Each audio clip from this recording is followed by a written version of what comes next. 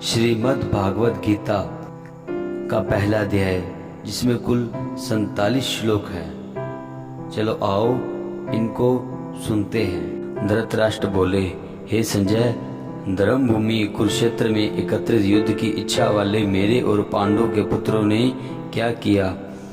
संजय बोले, उस समय राजा दुर्योधन ने व्यूह रचना युक्त पांडवों की सेना को देखा और द्रोणाचार्य के पास जाकर यह वचन कहा, हे आचार्य, आपके बुद्धिमान शिष्य द्रुपद पुत्र धृष्टद्युम्न द्वारा व्यूहाकार खड़ी की हुई पांडु पुत्रों की इस बड़ी खबर को सेना को देखिए।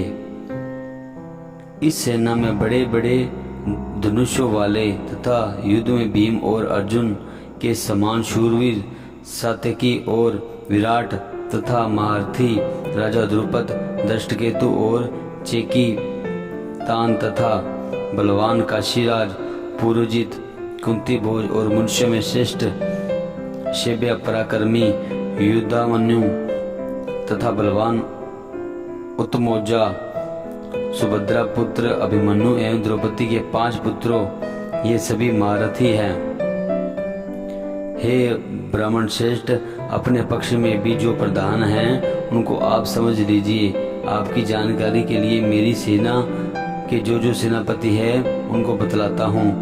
आप द्रोणाचार्य और पितामह भीष्म और कर्ण को संग्राम विजयी कृपाचार्य तथा वैसे ही अश्वत्थामा, विकर्ण और सोमदत्त का पुत्र भूरिश्रवा और भी मेरे लिए जीवन की आशा त्याग देने वाले बहुत से शूरवीर, अनेक प्रकार के शस्त्र से सुसज्जित और सब के सब युद्ध में चतुर हैं। भीष्म पितामह द्वारा रक्षित हमारी वह सेना सब प्रकार के अजय हैं और भीम द्वारा रक्षित इन लोगों की यह सेना जीतने में सुगम है। इसलिए सब मोर्चों पर अपनी अपनी जगह स्थित रहते हुए आप लोग सभी निस्संदेह भीष्म पितामह की ही सब ओर से रक्षा करें।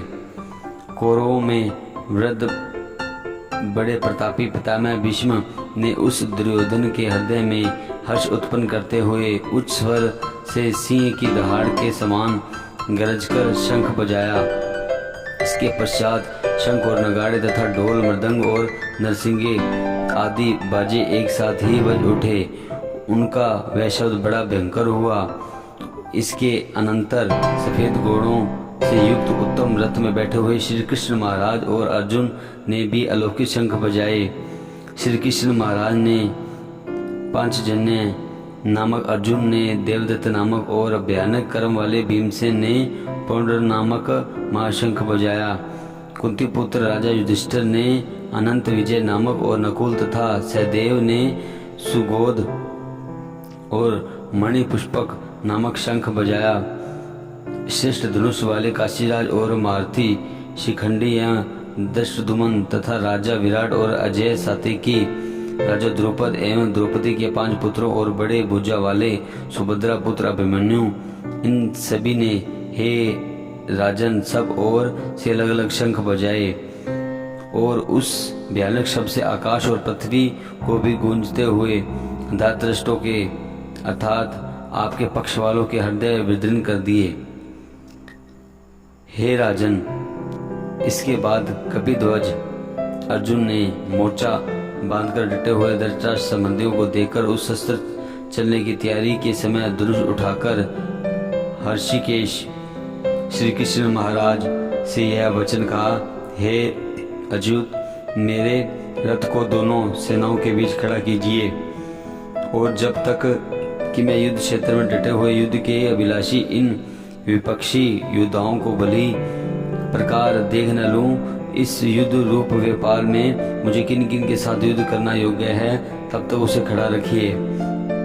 द्रौपदी दुर्योधन का युद्ध में हित चाहने वाले जो ये राजा लोग इन सेना में आए हैं, इन युद्ध करने वालों को मैं देखूंगा।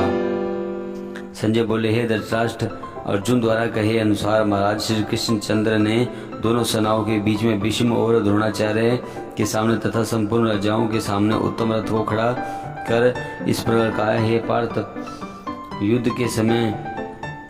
युद्ध के लिए जुटे हुए इन कौरवों को देखो। इसके बाद प्रथापुत्र अर्जुन ने उन दोनों ही सेनाओं में स्थित ताऊ चाचा को, दादो परदादों को, गुरुओं को, मामाओं को, भाइयों को, पुत्रों को, पौत्रों को तथा इन मित्रों को, ससुरों को और सुहृदों को भी देखा। उन उपस्थित संपूर्ण बंधुओं को देखकर वे कुंती पुत्र अर्जुन अत्यंत करुणा से युक्त होकर शोक करते हुए यह वचन बोले। अर्जुन बोले, हे कृष्ण, युद्ध क्षेत्र में डटे हुए युद्ध के अभिलाषी इन सज्जन समुदाय को देखकर मेरे अंग शिथिल हो गए हैं और मुख सूखा जा रहा है तथा मेरे शरीर में कंप और रोमांच हो रहा है। हाथ से गांडीव धनुष गिर रहा है और त्वचा भी बहुत जल रही है तथा मेरा मन भ्रमित सा हो रहा है, इसलिए मैं खड़ा रहने को भी समर्थ नहीं हूँ। हे केशव, मैं लक्षणों को भी विपरीत ही देख रहा हूँ तथा युद्ध में सज्जन समुदायों को मारकर कल्याण भी नहीं देखता। हे कृष्ण, मैं न तो विजय चाहता हूँ और न राज्य तथा सुखों को ही। हे गोविंद, हमें ऐसे राज्य से क्या प्रयोजन है अथवा ऐसे लोगों से और जीवन से भी क्या लाभ है। हमें जिनके लिए राज्य, भोग और सुखादि अभीष्ट है, वे ही ये सब धन और जीवन की आशा को त्याग कर युद्ध में खड़े हुए हैं। गुरुजन, ताऊ चाचे, लड़के और उसी प्रकार के दादे, मामे, ससुर, पौत्र, साले तथा और भी संबंधी लोग हैं। हे मधुसूदन, मुझे मानने पर भी अथवा तीनों लोगों के राज्य के लिए भी मैं इन सबको मानना नहीं चाहता, फिर पृथ्वी के लिए तो कहना ही क्या है। हे जनार्दन, धृतराष्ट्र के पुत्रों को मारकर हमें क्या प्रसन्नता होगी। इन आतताइयों को मारकर जो हमें पाप ही लगेगा।